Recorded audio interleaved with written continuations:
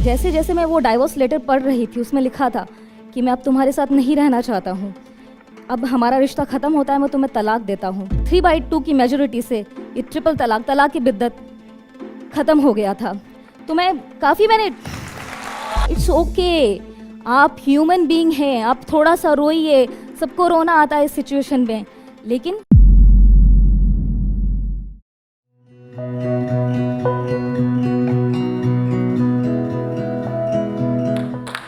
मेरा नाम आफरीन रहमान है और मैं आपको यहाँ पर बताना चाहती हूँ कि एक औरत होते हुए भी आप अपनी आवाज़ कैसे उठा सकती हैं। मेरी शादी इंदौर हुई थी, तो मैं 2015 अक्टूबर को जयपुर आई हुई थी। मुझे जोधपुर जाना था एक शादी में।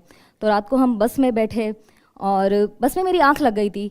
जब धक्के से बस मेरी आँख खुली तो मैं देखती हूँ मेरी ज़िंदगी बदल गई थी, क्योंकि उस बस का एक्सीडेंट हो गया था। उस एक्सीडेंट में मैं अपनी मॉम को खो चुकी थी और मुझे भी बहुत सी चोटें आई थी। मेरी 7-8 रिब्स फ्रैक्चर हो गई थी, बहुत सारे स्टिचेस आए थे मेरे चेहरे पर, मेरे हाथ पर। उस वक्त मेरे हस्बैंड आए थे, 10 दिन मेरे साथ रहे, मुझे टेक केयर करा और फिर वो वापस इंदौर चले गए थे और मैं इस तरह से मैं जयपुर रह गई थी मेरे रिलेटिव्स के पास। फिर कुछ टाइम बाद उन्होंने मुझे सब जगह से ब्लॉक कर दिया, लाइक सोशल मीडिया से, व्हाट्सएप से, फेसबुक से, और मेरी बात नहीं हो पाती थी। हम इंदौर जाते हैं, फिर मेरे ब्रदर कोर्ट जाते हैं मेरे हस्बैंड से बात करने, तब मेरे भाई ने मुझे वो डाइवोर्स लेटर बताया फ़ोन में। जैसे जैसे मैं वो डाइवोर्स लेटर पढ़ रही थी उसमें लिखा था कि मैं अब तुम्हारे साथ नहीं रहना चाहता हूँ, अब हमारा रिश्ता ख़त्म होता है, मैं तुम्हें तलाक देता हूँ। मेरा एकदम से मुझे ऐसा लग रहा था कि पता नहीं क्या हो रहा है, मेरा दिल ऐसे बाहर निकल कर आ रहा है। जब खुद के साथ होता है तो ज़्यादा पता लगता है। तो मैं कुरान शरीफ में, हदीत में, या जो भी लोग होते हैं उनसे इस मुतालिक बात करने लगी कि आखिर है क्या सही है, क्या गलत है।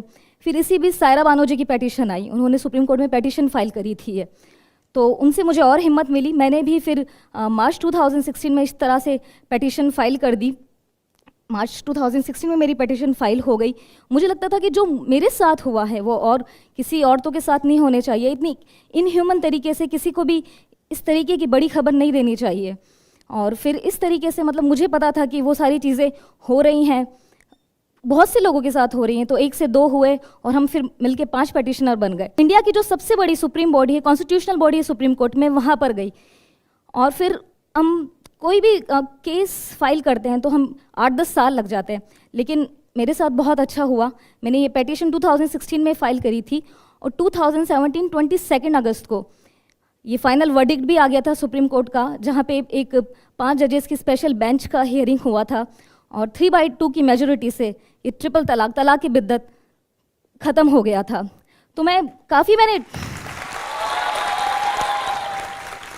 हम औरतें जो हैं, हम बेटी हैं, हम दोस्त हैं और सबसे बड़ी बात हम एक माँ हैं। हम सब में बहुत ताकत होती है, बट ज़रूरी होता है उस ताकत का एहसास होना। तो मैं सब औरतों को यही बताना चाहती हूँ कि जो भी औरत सोचती है कि यार आप सबको कहीं ना कहीं दबाया जा रहा है, तो उस ताकत को महसूस कीजिए। आप खड़े होइए अपने हक के लिए, आप लड़िए। अगर आपको लगता है समाज गलत है, अगर आपको लगता है समाज के पहरेदार गलत हैं, तो आपको और लड़ने की ज़रूरत है। लोग बदल रहे हैं तो आप विश्वास कीजिए, क्योंकि अब देखिए अब कानून में भी बदलाव आ रहा है। और मैं ये सबसे कहना चाहती हूँ कि किस चीज़ का डरना, किस चीज़ से डरते हैं आप सब कुछ कर सकते हैं। एक चीज़ में क्यों फिट होकर है ना, जो सालों से चली आ रही है, जबकि आप जानते हैं कि यार आप बड़ी से बड़ी चीज़ कर सकते हैं, जैसे मैंने करी है। जैसे इस्लाम के नाम पर ये 1400 सालों से so called level practice instant triple तलाक के नाम पर चली आ रही थी, वो बैन हो गई। कानून बनने वाला है, इंशाल्लाह वो ज़रूर बनेगा। तो बस उस वक्त मैं अपने डर से बाहर निकल कर यही साबित करना चाहती थी कि जो हुआ है, जिस तरीके से हुआ है, वो गलत था, उसको रोकना ज़रूरी है। और इसका मतलब ये नहीं था कि जब मैं स्ट्रगल कर रही थी मुझे डर नहीं लगता था, मुझे बहुत डर लगता था। क्योंकि जब मैंने पेटिशन फाइल करी थी तो बहुत सारे लोग थे जो मुझे कहते थे कि आप इस्लाम के खिलाफ जाकर कर रहे हैं, आप कुरान के खिलाफ जाकर कर रहे हैं। बट मैंने पढ़ा था, मैं कुछ खिलाफ जाकर नहीं कर रही थी, तो उस वक्त मुझे बहुत डर लगा था।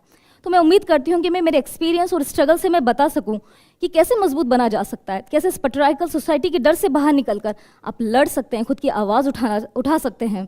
मैं ये कहना चाहूँगी कि एक बदलाव ही एक ऐसी ज़िंदगी में एक ऐसी चीज़ है जो कंटिन्यूस से चलती रहती है। तो आप सब कुछ कर सकते हैं, आप खुद पर यकीन रखिए। जब आप फियरलेस होंगे तो सब कुछ चीज़ हो जाएगी। मुझे लगता है आपको रिस्क लेने चाहिए, एक एजुकेटिव रिस्क और एक कैलकुलेटिव रिस्क, क्योंकि जब तक आप एक जो सिचुएशन में है उसको फुली एक्सप्लोर नहीं कर लेंगे, उस पॉसिबिलिटीज़ को, तो एक जगह ठहर कर रह जाएंगे। और ट्रस्ट मी, जब आप रिस्क लेंगे तो आपको रिजल्ट भी उसके अकॉर्डिंग मिलेगा, जैसे मुझे मिला था। हार और जीत ज़िंदगी में होगी ही, जिस तरीके से जीत आती है उस तरीके से हार आएगी। तो अगर मेरी बात करूँ मैं, वो कि यार मैंने शादी करी थी, एक ड्रीम्स देखे थे कि मेरी इन फ्यूचर लाइफ बहुत अच्छी होगी, ये होगा, मैंने बहुत सारी एनर्जी लगाई है, मैंने बहुत सारा अपना टाइम दिया है, मेरी फैमिली ने बहुत सारा अपना सब कुछ दिया है और वो चीज़ नहीं हुई, तो आप उस वक्त खुद को बहुत पिटी महसूस करते हैं, आप रोते हैं। इट्स ओके, आप ह्यूमन बीइंग हैं, आप थोड़ा सा रोइए, सबको रोना आता है इस सिचुएशन में, लेकिन बात होती है कि खुद को उसके बाद कैसे संभाला जाए। तो थोड़ा थोड़ा रोइए, थोड़ा खुद को संभालिए and just dust off yourself और लग जाइए चीज़ें सुधारने में। तो डर से हारने का एक ही तरीका है, आगे बढ़ते रहना। सिचुएशन से डरिए मत, उसको एनालाइज कीजिए, अपने हार से सीखिए and trust me, believe me, उस जीत का मज़ा आपको तभी आएगा जब आप पूरी तरह से हार जाएंगे।